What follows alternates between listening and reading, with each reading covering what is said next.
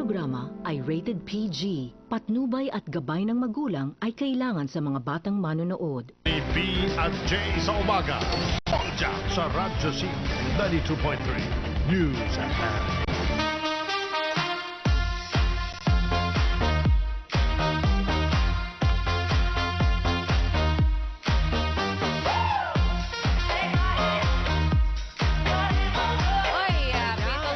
Makalipas po ang alas 8 ng umaga.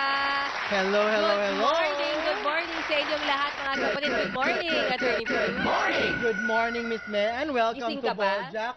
Medyo half awake, half hindi. Oo.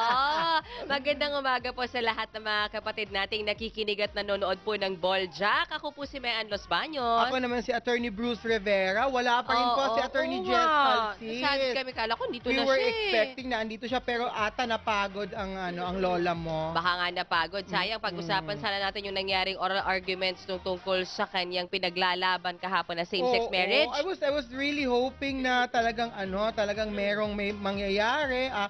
Sana maganda yung feedback, Sana. At sabi mo nga, Attorney Bruce, di ba, manalo-matalo yung fact na pinakinggan ka ng SC, malaking bagay bagay yun. So, congratulations sa aming kasamahan dito na si Attorney Jess Falsis. We hope to see you tomorrow.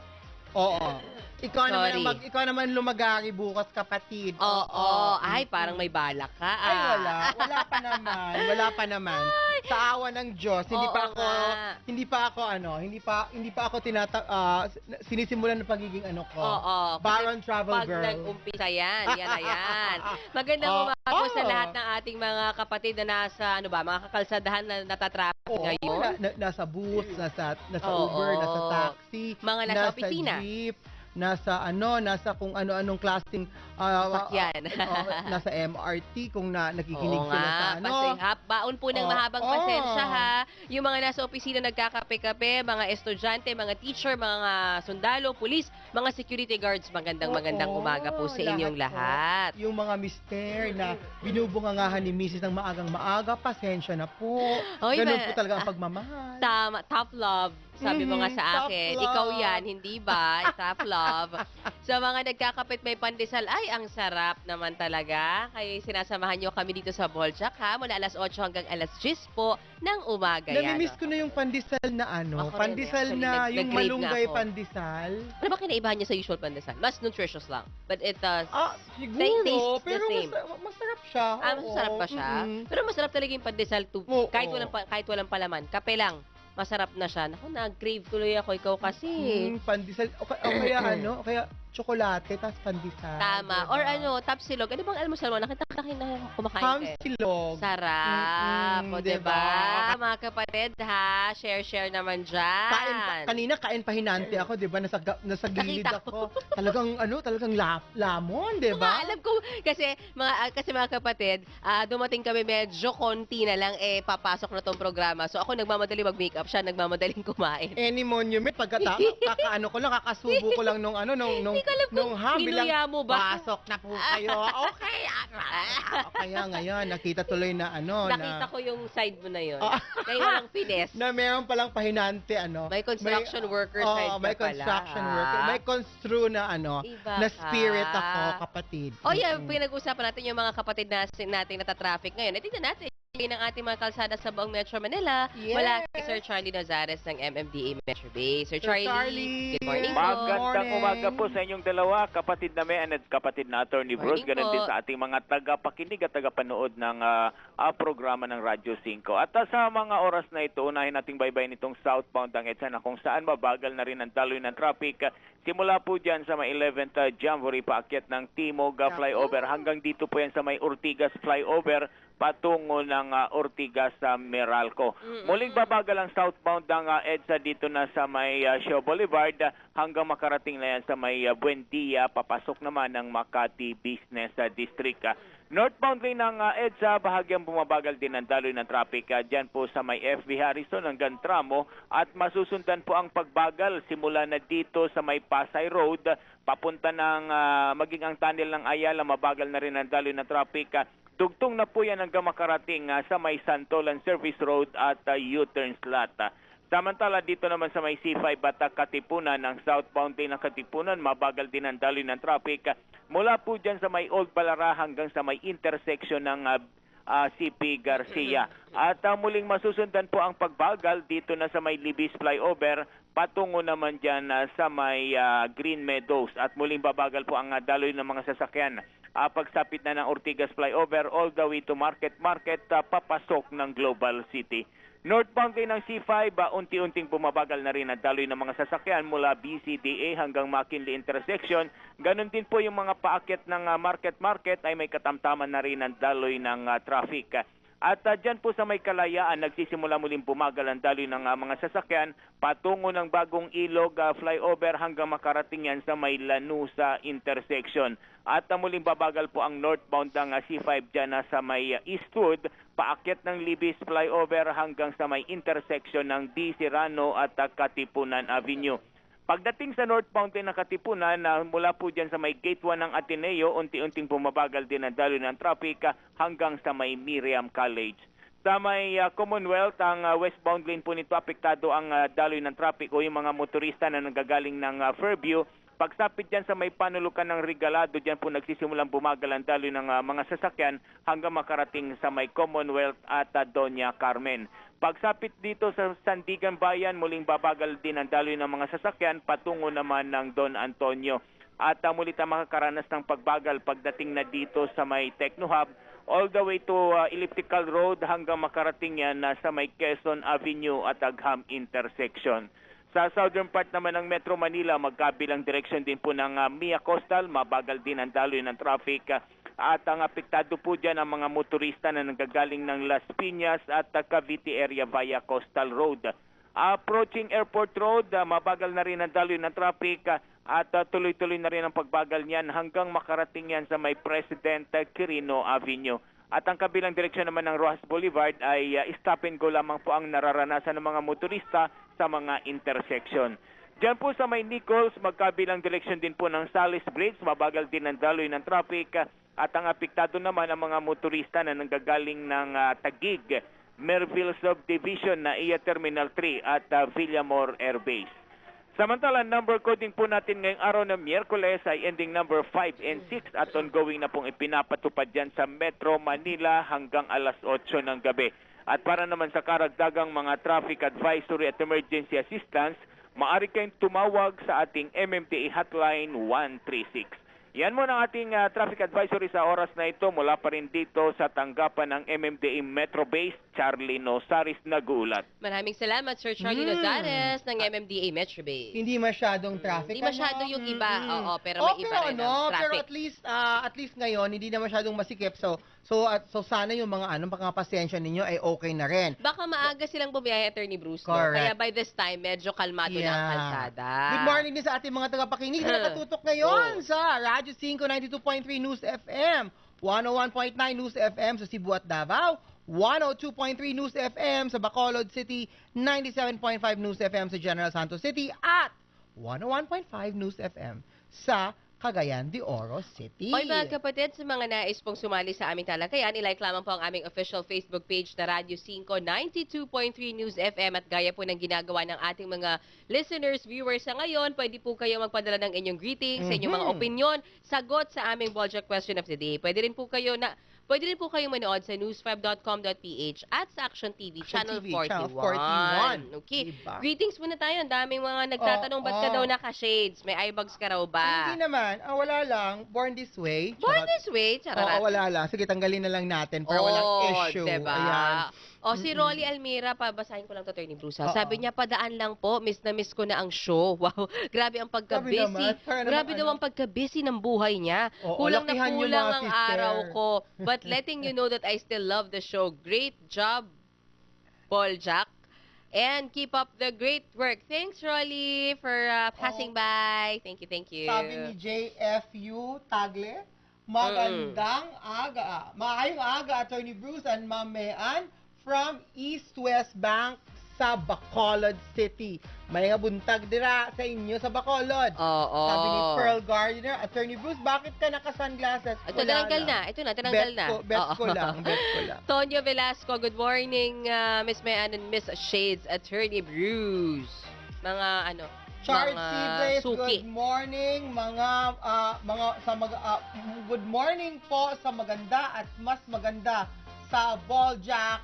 Present po. Okay, check, baby, check. Si Y. Rodriguez, good morning po, Good morning, Boljak. Happy Wednesday, Attorney Jess. Congrats po, Ma'am Attorney Bruce. Coffee muna tayo kung hindi pa nagkakape. Kaya medyo na pa yung utak ko. Hindi pa gising. Oo. Okay, Wala ikaw pa to. tayo sa tamang wisyo. Sabi ni Oo. Ali Diaz, magandang umaga, Attorney Bruce at Ma'am Mean. Boljak ka na? Magkape-kape na tayo, correct? Oo nga. O, pag-usapan muna natin. Mamaya si Minerva nandun Ay, sa oo pala, may plug mo na muna yan. Sige, go ahead. Anong oras yan? Kaya magulo, alas 11 daw. Paano yan mag-transform Siya, si hindi ko Minerva? alam. Oo, Walang nandito na anong ba gagawin. siya? Is she here? Hindi ko alam kung saan yung Oo nga. bruhang yun. Hindi ko Ang taray, hindi ako ah. happy na andito siya. Hindi ka happy? Magkagalit ba kayo? Hindi naman, meron kaming sibling rivalry. Pak! O, diba? Alamin muna natin, Attorney Bruce, bago yung ating banter, ha? correct. Ang lagay ng ating panahon mula kay Sir Jory Lois mula sa Pag-asa Weather Bureau. Sir, good morning sa inyo. Magandang umaga din po at maraming salamat. Apo. At para po sa magiging lagay ng ating panahon, kaninang alas 3 ng umaga, isang low pressure area po ang namataan dito po sa 100 kilometers silangan ng Dait, Camarines Norte. At dahil po rito, asahan yung mga pag-ulan, maulap hanggang sa may mga kasamang pag-ulan, mahina hanggang sa katamtaman at mga pulupulong pagkidlat pagkulog. Samantala dito naman sa Ilocos Region, Cordillera Administrative Region, Batanes, Babuyan Group of Islands, asahan din yung mga mahihina hanggang sa katamtamang mga pag-ulan at pulupulong pagkidlat pagkulog. Ito naman po ay dahil dito sa southwest monsoon. Sa Metro Manila, asahan ng maganda lagay ng panahon, pero siyempre may chance pa rin ng mga isolated rain showers and thunderstorms sa dakong hapon o gabi. At dito po sa Luzon, asahan po yung magiging paghangin na moderate to strong dahil po ito sa southwest monsoon, samantalang ang nalalabing bahagi naman ng bansa ay makakaranas ng mahina hanggang sa katamtamang paghangin na nanggagaling po mula sa timog hanggang timog kanluran. Ang agwat ng temperatura dito sa Metro Manila ay magmumula po sa 26 hanggang 33 degrees Celsius.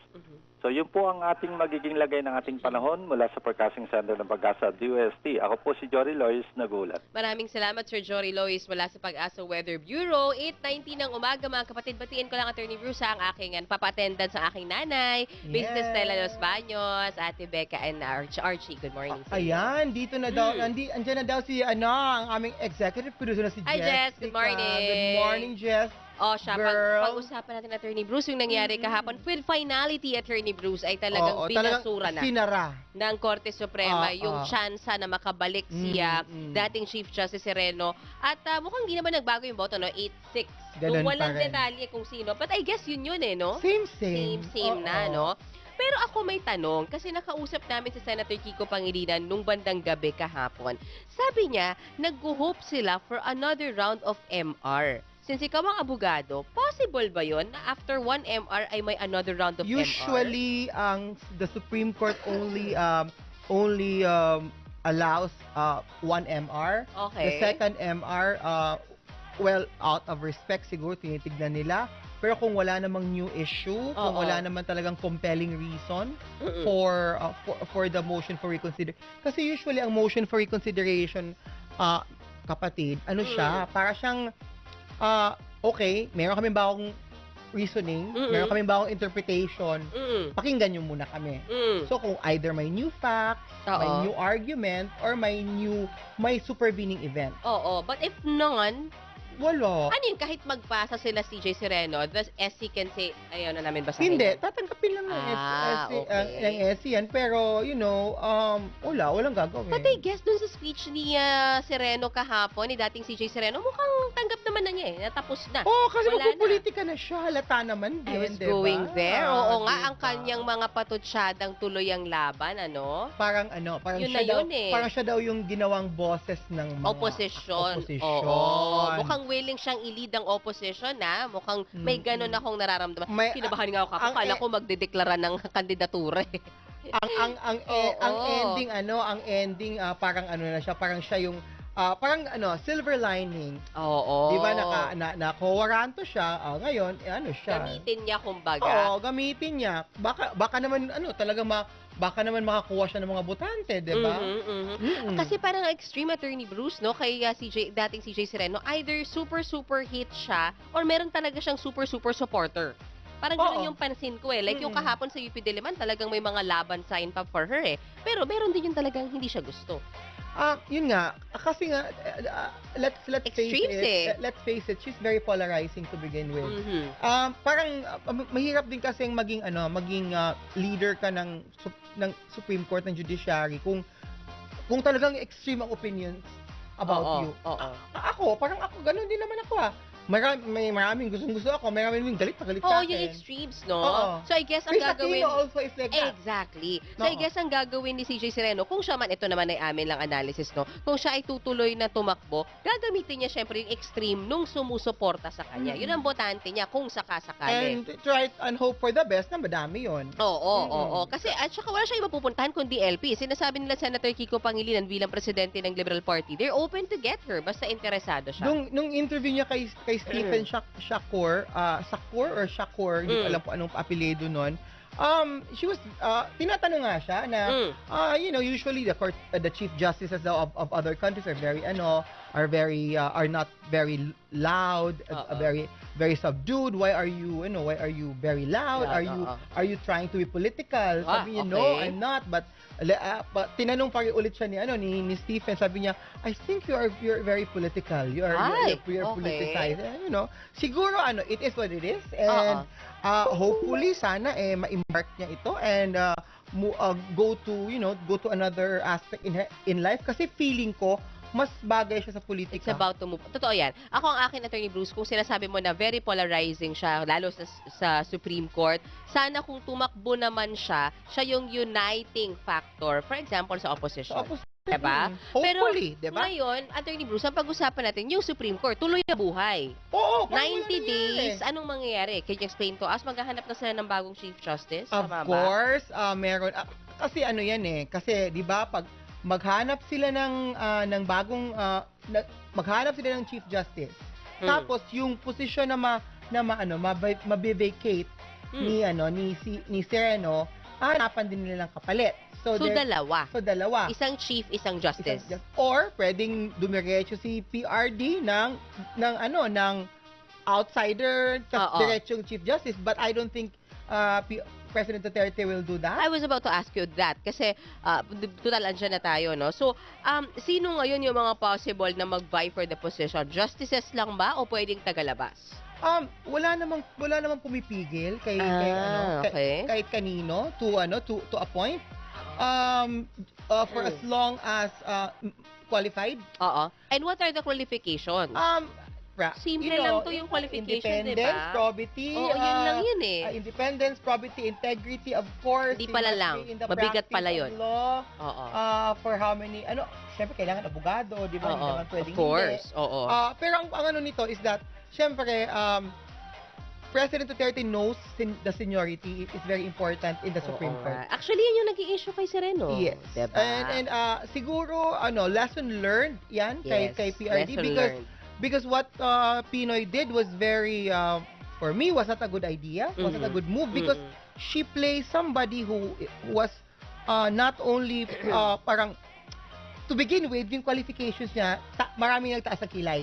Hindi masyadong, it's not as brilliant as people would want it. Like the usual people nominated to those things would see it. So parang siya, parang wala siyang parang wala siyang training, wala siya masyadong litigation experience.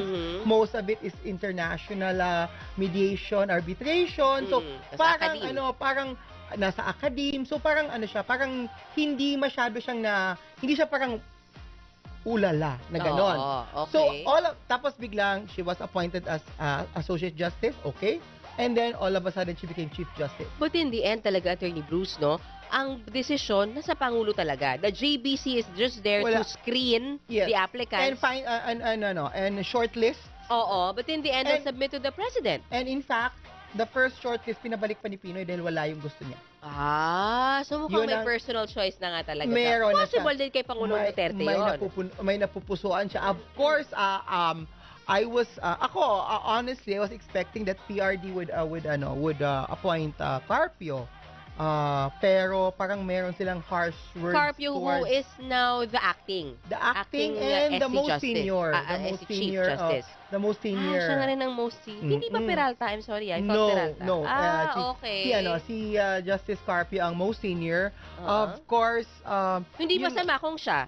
Grabe ang experience ng mamang yun. And in fact, hindi masama kung siya. It could have been talagang siya naman. It could have been better if Pinoy appointed Carpio at that point. Kaso parang may political something na issues about it. Appointee siya ni Pangulong Arroyo, tama ba? Yes. Okay. And siguro all the future presidents should learn from the fact that clearly ang Supreme Court really do kasi mahirap yung hindi ka respetado masyado nung mga justices.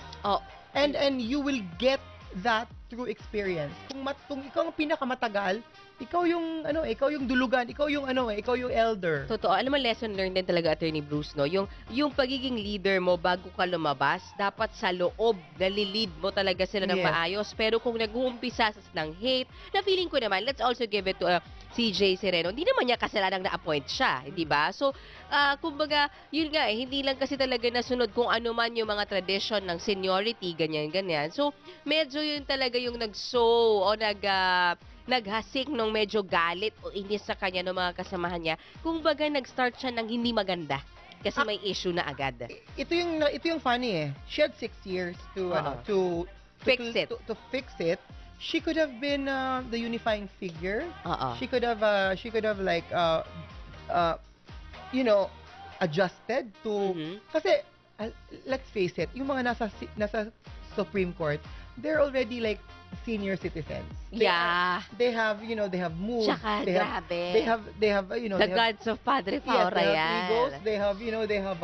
They are accomplished people that they will not take BS from anybody. Pero yun nga, Attorney Bruce, ako tanong ko rin yan sa sarili ko, no? At saka sa'yo, kung ikaw si CJ Sereno, wala ka naman, I would assume, hindi naman niya kasalanan na na-appoint siya, bata siya, hindi siya senior.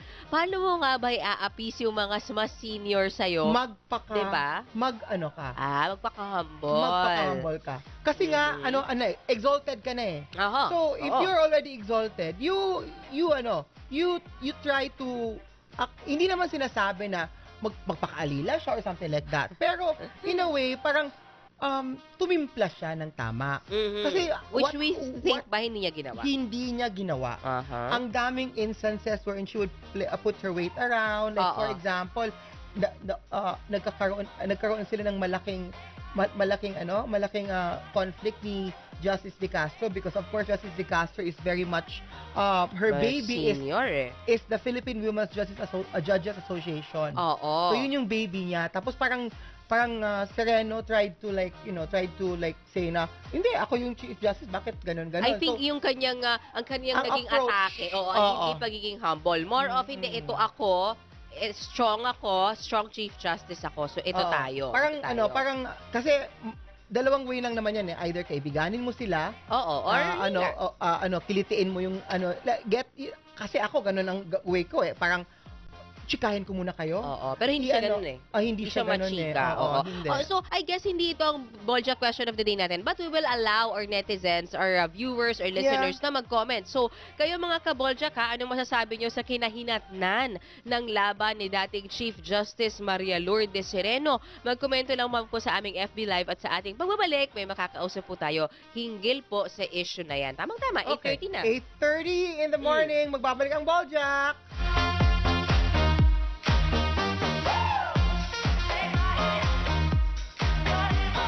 Ready ka na ba, Seb? Oo naman, excited na tayong lahat. Makita itong lamang to! Matthew, nagpakawala. And listen to this crowd roll! Dillinger, bukas na bukas. Three-pointer is good! Gardo at the block. Junmar will not be Tumakay pa denied. kayo!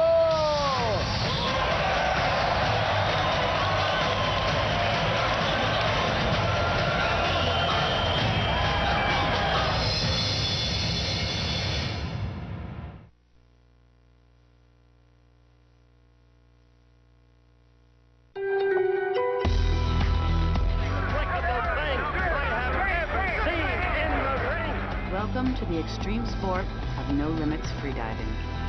Now, who am I? What am I? Where am I going? Traffickers made large bets on the Colombian team. This is for you! 30 for 30.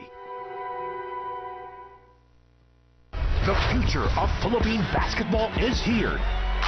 8 UAAP teams, 10 NCAA teams, and the Gilas Cadets. All gearing up and embarking on a head-to-head matchup in a single round-robin format to determine which team will advance through the finals and rule the preseason cup. Catch the 12th Phil Oil Flying V Preseason Cup on ESPN5 and ESPN5.com. Get intense. Get it on 5.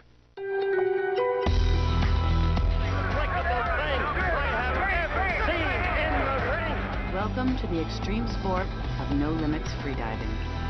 Now, who am I? What am I? Where am I going? Traffickers made large bets on the Colombian team. This is for you! 30 for 30.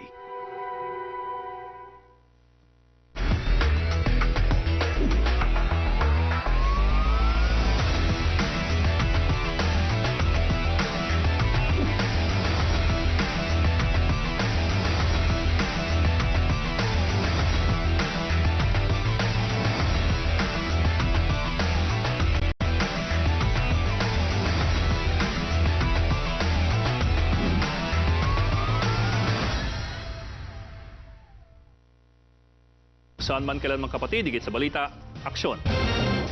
Kahit sign off na ang aksyon tonight, walang hinto ang aming duty sa Pilipino. ang news ay hindi lang pag-uulat ng balita. Maingat naming sinusuri ang impormasyon. At matyagang pinapaliwanag ang mga issue para tama at buo ang pananaw ng taong bayan. Kaya sa harap man o likod ng kamera, Ano man ang kailangan gawin, tutuparin namin ang aming duty sa inyo. magandang gabi!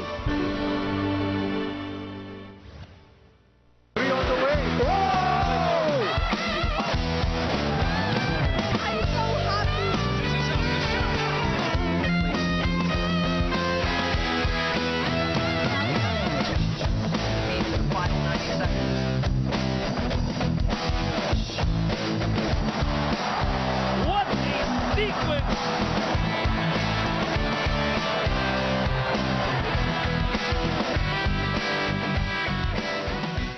Nagtagumpay ang News 5 sa 26 KBP Golden Dove Awards. Congratulations to Aksyon!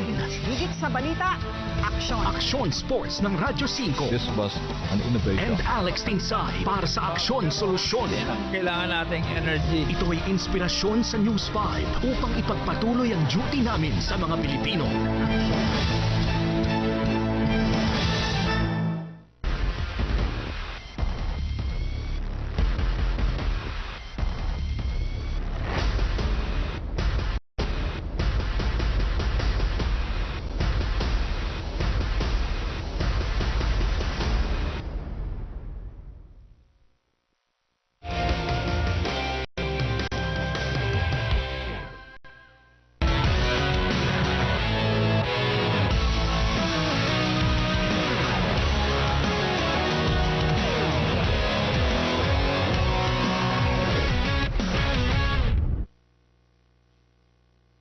Para sa iba pang balita at impormasyon, mag-subscribe lang sa news5.com.ph.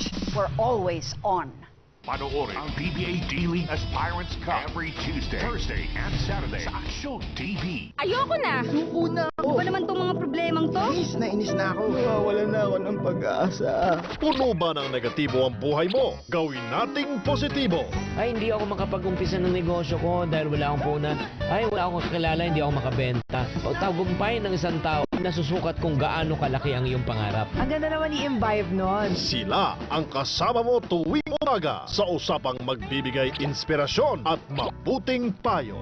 Mga kapatid, makinig sa life stories that will give you new hope and encouragement. Naman sa inyong mga problema, we will offer you helpful solutions na makakatulong or pieces of advice that will guide you in your life. Be inspired. Be motivated. Together, let's think positive. Tuwing linggo, alas 6 ng umaga sa Radyo 5 at simulcast sa Aksyon TV. Para sa iba pang balita at impormasyon, mag-subscribe lang sa news5.com.ph. We're always on. Abogado, si Mean Los Baños. Bolja sa Radyo 5, 92.3 News FM.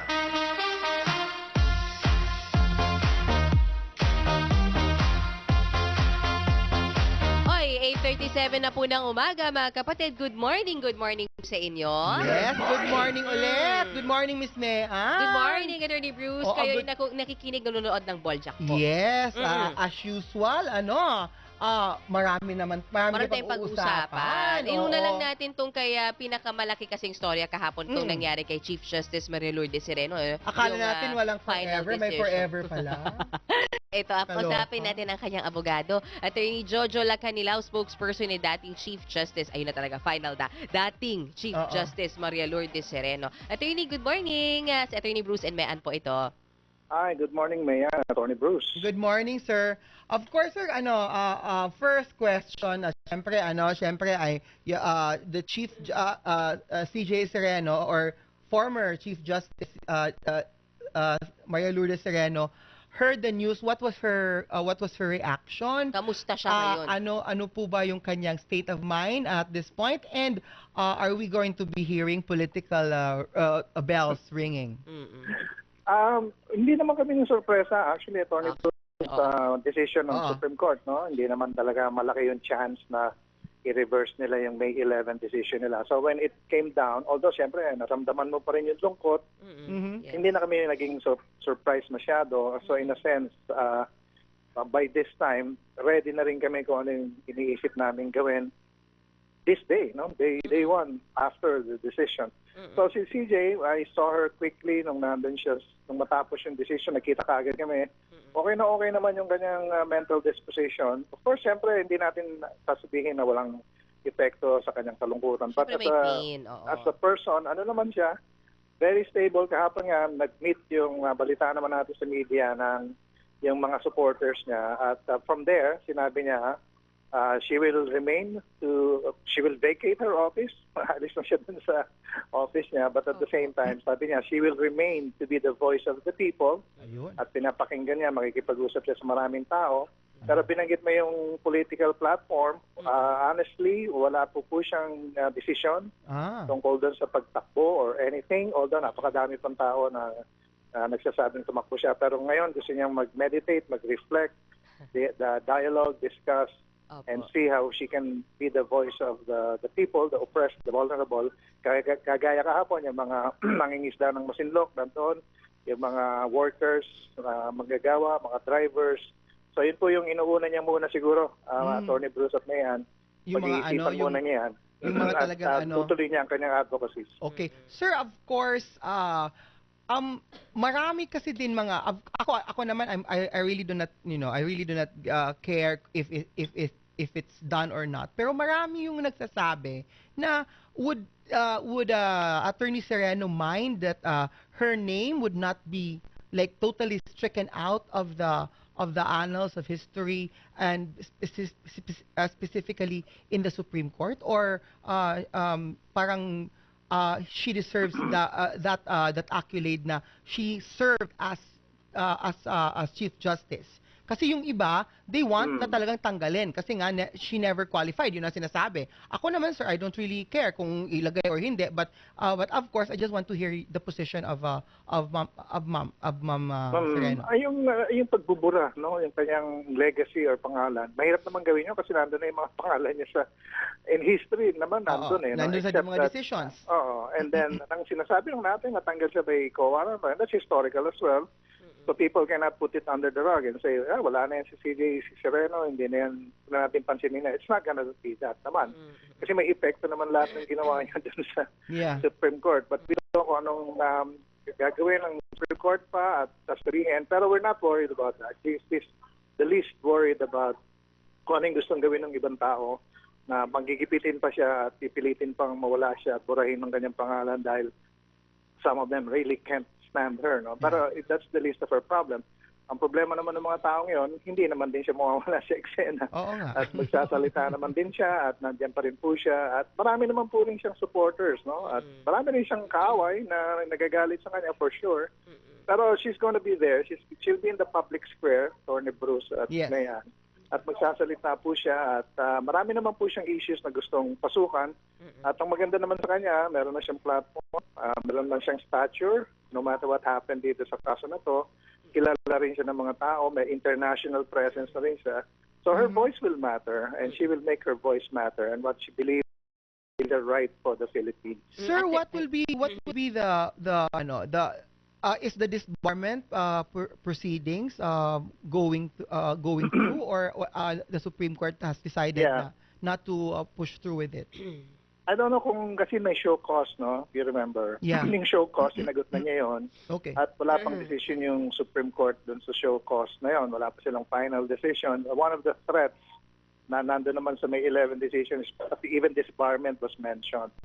And, you know, CJ Sereno has said what she needed to say about it. Sinabi niya yung kanyang nasa isip, katotohanan, pinagtanggol lang naman niya ang kanyang sarili sa kanyang mga pagsasalita. Kasi inaatake naman din siya ng marami. At sinasabi rin kahit sa Congress, inatake rin naman siya ng kanyang mga colleagues doon.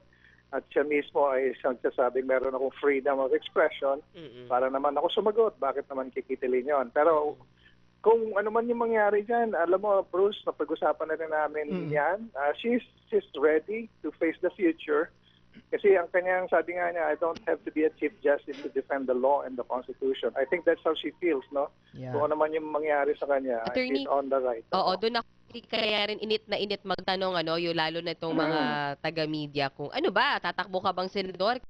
Malaman yung kanyang laman ng kanyang speech kahapon na tuloy ang laban kahit hindi na ako Chief Justice at nagsalita yung ilan sa mga pinuno ng Liberal Party na sabi nila bukas sila if CJ Sereno wants to lead the opposition. So wala pa ba doon ang usapan? Wala pa ba sa ganung, I mean, hindi naman ako makapaniwala kung hindi pa naiisip ni CJ Sereno yun yung possibility ng pagtakbo. Honestly, marami talagang nagte-text, tumatawag. Hindi ko lang alam specifically kung sino, although nandun sa media naman, some Liberal Party, you know. But hindi lang naman Liberal Party ang partido ng Pilipinas. Si Bam Aquino, very vocal. Di ba? Sino po? Si Bam Aquino, Senator Bam Aquino, very vocal. Nasa media po talaga yun. Pero actually, you may not believe it. Ang priority na ngayon is to think, reflect, discuss with others, find more about the problems, and then she intends to use her voice as a platform for now. At ngayon, yung bridge to cross into political candidacy or something, hindi pa niya inaabot yung bridge na yun, to be honest about it. But, it may not be for that long, pero but now, right now, hindi yun yung kanyang priority. And of course, siyempre, we kind of talk about it and everything like that, but she always says, wala pa ako doon eh. Hindi pa yun yung aking... Pero she will keep on... Sir, so anong gagawin niya? She will keep on speaking before fora? Ang ganun ang gagawin niya ngayon? Iba-ibang mga discussion groups, doon siya magsasalita? At saka sir, we have to admit, talaga namang she's posturing. Of course, wag tayo magpaka-plastic, di ba? Parang nakikita naman namin, and ako naman, personally, I think mas bagay nga siya sa politika kasi Kinabahan nga kami kapon, sir, kala namin nagsasabi na ng kandidatura diba? Parang very kampanya yung kahapon. Ang ganda nung galing niya na mag-speech Wala nang papel-papel Oo. So, kasi ano naman talaga si CJ, articulate, smart, and in tune with the issues. Pero ang gusto niyang gawin kasi, to be honest about it, yung programa niya, hindi lang basta speechifying naman gagawin niya. Maraming dialogues actually, Mayan at Bruce, Attorney Bruce, na naka-line up, no? And people, kahapon, to be honest about it, people were parang ginagawa nilang political rally na yung iba doon dahil gusto nila talagang tumakbo si CJ Sereno. Pero wala pa siya doon. At gusto lang niyang maging voice muna ngayon, magsalita, kausapin ng maraming tao. In fact, may meeting na kami bukas with some people and talk about many issues. Tapos niline up naman niya, honestly, yung issues na parang magiging priority na. One of that is Chacha, and her opposition to anything that will destroy our constitutional democracy. May mga ganun naman siya specific. Whether or not she looks like a politician, it's a matter of judgment. I won't deny naman kay Bruce na mali ka, Attorney Bruce, pero you feel that way, maybe ganun naman, parang pareho naman din kasi, But sila naman, madami din naman silang gumaganon din, sir, eh. So, parang, yun ang uso ngayon. Hintayin na lang namin, sir, yung pagpa-file niya sa October. Matagal-tagal pa naman, sir. Kung magpa-file siya. Hinuhuli lang kita, sir. Ngayon talaga wala pang mahihirapan kang abogado, paaminin mo, hindi mo kaya. Salamat, attorney, At kung sakasakaling magpa-file na siya, ay nandito lamang kami. Baka gusto mong dito sa amin unang i-break yan, sir? Oo, siyempre. Thank you.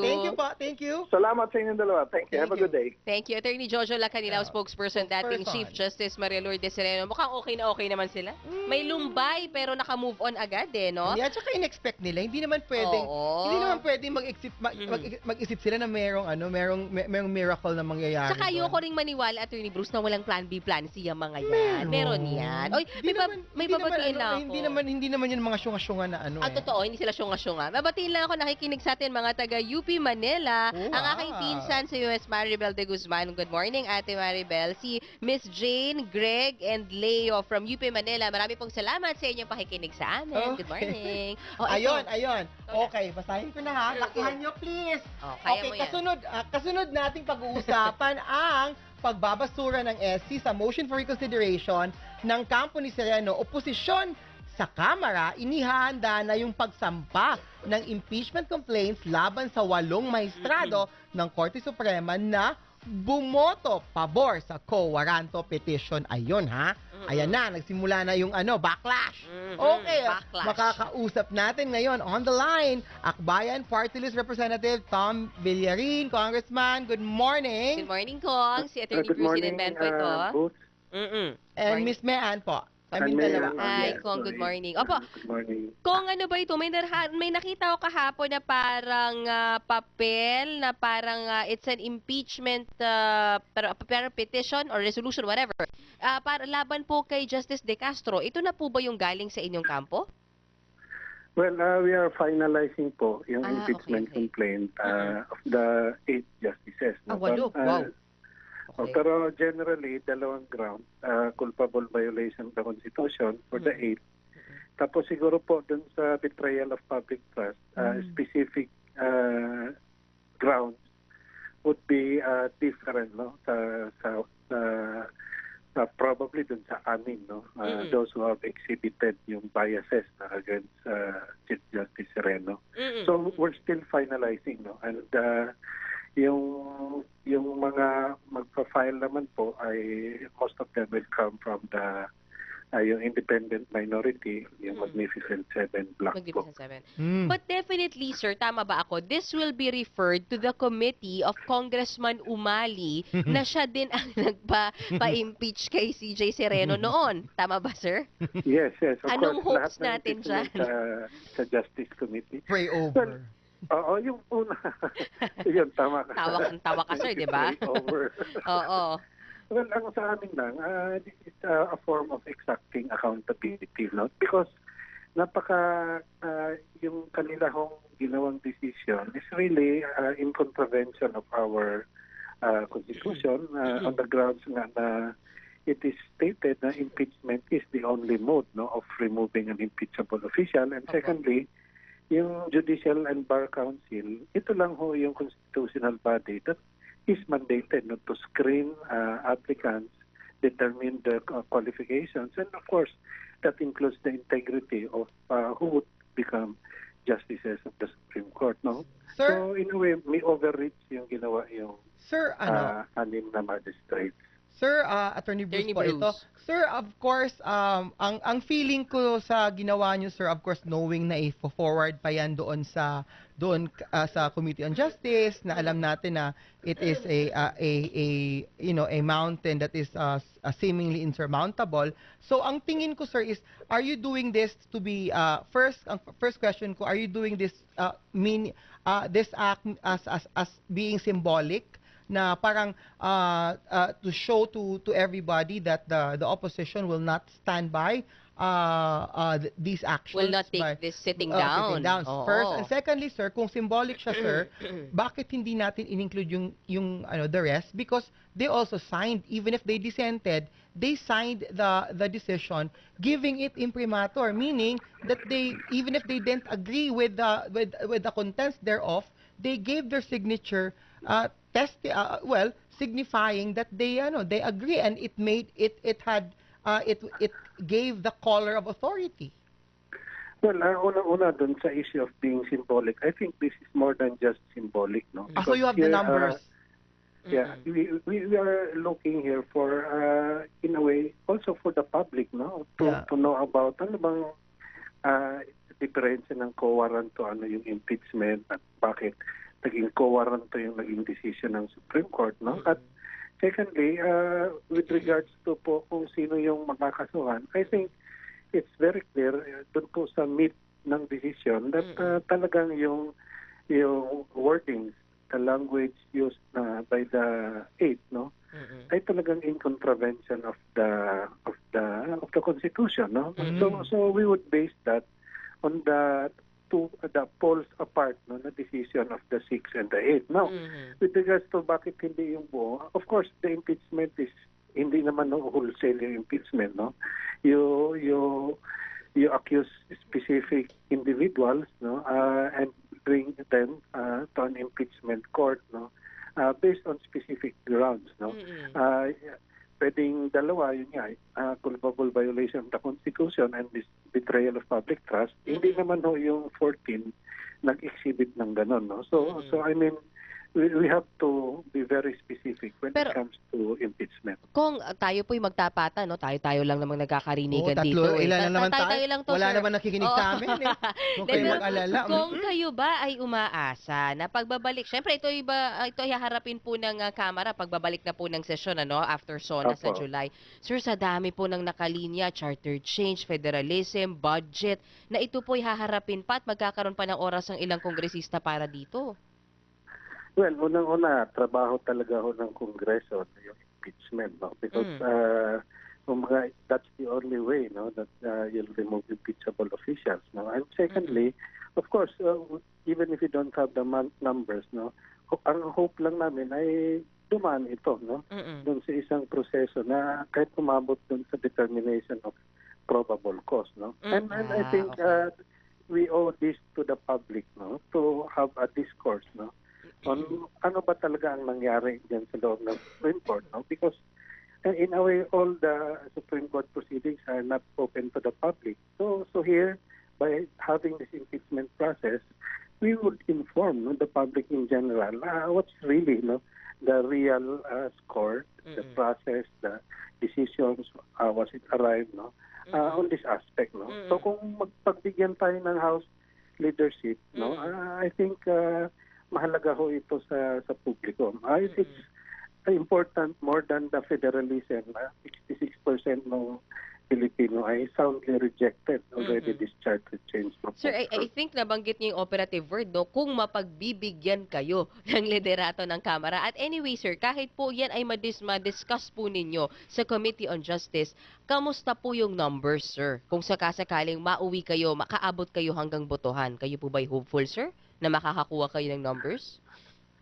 Well, we're hopeful na that sa members ng Justice Committee, it open up their minds and eyes, na this is a very important issue. Considering nga po na yung impeachment is the exclusive prerogative ng Congress, no? And here you are, the Supreme Court saying, no, Congress has no sole authority over impeachable officials, but it is through a quo warranto, giving a mere civil action, precedence over an impeachment trial. Process, which is a constitutional process. Okay. All right. At Congressman, kukuha po kami ng update sa inyo in the days to come kung ano't ano man po ang mangyari dyan. But tama ba, sir, wala pa kayong formal complaint? Hindi, fina-finalize. Wala pa. At saka para mas bongga, sir, talagang pabasbasan nyo na sa CBCP kasi prayers ang kailangan. Oo, di ba? Good luck. From your end. Thank you. Thank you. That's Akbayan Party List. Yes, sir. Thank you. That's Akbayan Party List Representative Tom Villarin. Pray over. Pray over. Kasi medyo mahirap. At saka talagang magkakaroon. Minorya sila oposisyon. Hindi, at saka magkakaroon talaga ng malaking issue yan. Kasi number one, ang unang question niyan, you are, ang tinatanong nila is question of law. Kung question of law yan. Saka 8 justices yun, At saka question of law yan. So kung question of law, hindi trabaho ng Kongreso yung question of law. I guess Nasa Supreme Court yun. Kaya nga ang sinasabi kay ni Congressman Villarin, gusto lang nilang mapag-usapan. Yung out in the open pag-usapan natin. I think bumabalik lang tayo ulit dun sa issue, Attorney Bruce, na hindi dapat kuwaran to. Dapat pinagbigyan nyo kami sa impeachment trial. Yun lang naman talaga yung pinaghihinanakit nila. Oo, kaso hindi sila gumawa na hindi nila ginawa. Like number one, procedure, pleadings, and are under the domain of the Supreme Court. So procedure is quo warranto. Kasama siya. So yung Constitution naman, hindi naman din nila ginawa. So sana, di ba, for me, this is like a wake-up call to Congress na maging proactive kayo sa mga batas. Huwag maging reactive. Kasi most of the time, what our congressmen are doing and senators, they are only reactive to problems. So pangunahan nyo para walang isyong ganun. Oo, ako naman gusto ko rin silang intindihin, congressmen and senators, na talagang masama yung loob sa nangyaring desisyon ng Korte Suprema. Kasi syempre, ang ramdam nila is tinapakan nyo yung exclusive right and authority namin na mag-impeach. Ginamitan nyo kami ng kuwaranto, nagdesisyon kayo lang. So, talagang ramdam mo rin naman yung may pinanggagalingan din sila. So, kung ito yung makakapagpasaya sa inyo, mapag-usapan, madiscuss ulit in public, at alam naman nilang magiging live telecast yan. Pero yan nga ay kung i-entertain ng Committee on Justice, Attorney Bruce. Yung Committee on Justice, yan din yung nag-impeach kay CJ Sereno, diba? Tsaka parang kasi yan parang mahirap pag-usapan yung batas, yung interpretasyon ng batas, kung hindi mo naman talaga trabaho yun. Oo, tama. Diba? Ang trabaho gumawa ng batas, diba? Tama. Okay. Gusto mo magbasa? Kaya mo bang basahin? Kaya. Sige. For me, it's better na tumahimik na lang si Attorney Sereno. Mas maganda tumakbo na lang si Attorney Sereno sa politics. Sabi ni Charles C. Blaze. Sige. June Serrano, sabi niya, lalo nang na-divide ang SC kay Sereno. Si Anam Cara, sana ang maipalit sa kanya yung walang political ek-ek. Ayun. Sabi ni Charisma Alquiros de Asis, very disappointed. Very disappointed sa naging desisyon ng SC. Ngayon ka pa na-disappoint. I was hoping that they will try to redeem themselves and correct this injustice. Nakakalungkot lang na pinanindigan nila ang pagbabaluktot sa Constitution. Maganda sanang makita sa impeachment process ang justice and transparency na justice is blind without any political leaning. Joey Robert Cua, sabi niya, let her, Attorney CJ Sereno, join the dirty world of politics where she belongs. Wow, may mga ganun. Ito yung kanina, may mga comment tungkol doon sa interview natin kay Congressman Tom Villarin tungkol doon sa balak nila mag-impeach ng walang justices. Sabi ni Anam Cara, sabi niya, walang mangyayari dyan, pa lang, nasa Constitution ang kuwaranto, mga bes. O, diba? At mukhang alam din naman nila, Attorney Bruce, na walang number. Actually, ito yan Gusto lang nila talagang ilabas. Yung mga against dun sa kuwaranto, alam nilang doable yun. Oo. In fairness sa konsi talaga siya. Oo, alam nilang doable yun. Yun nga lang, nagulpi-digulat sila na yun ang nagamit. Kasi ang ayos naging impeachment process tayo Papunta na doon May mga toga na Paakit na ng Senado pero biglang naunsyame, 'di ba? O nabitin. So yung iba siguro because of number one, na-shock sila. Number two, they could not believe that it could come out. Pwede pala yun. Come out from the mind of of Soljan Calida. Correct. Na marami ang underestimate. Di ba? Hindi lang underestimate, tag-hit. Talagang Sabi ko nga sa'yo, daming karakter sa gobyerno to Grabe. So hindi nila naisip na pwede pala yun. Initially, ako personally, nung unang sinabi, paano? Bakit? And then later on, nung nasa bahay ako, nagbasa ako, sabi ko, hala, pwede. Pwede pala. De facto, pwede. Oo. So, yun. Bago tayo mag-break, may nagpapabati lang mula sa Commonwealth Market, si Ate Loida. Good morning sa inyo. Okay, 9 o'clock na po ng umaga, mga kapatid. Babalik po ang Boljak. Kasama nyo po solo si Attorney Bruce Rivera. Dahil ako po'y lalabas. Ako po'y magko-cover na po sa Senado. Magkita po tayo ulit bukas. Pero si Attorney Bruce will be here 9 to 10 po ngayong umaga pa rin. At guest po si Minerva po siya. ng 11 a.m. Okay? Ang kapatid kong ang kapatid kong walang kakwenta. Pasaway. Oo, masters in saklaan. Saklaan. Okay. Oo, magaling sa sakla. At magbabalik po ang Boljak. Boljak, makalipas lamang po ang ilang paalala at news updates.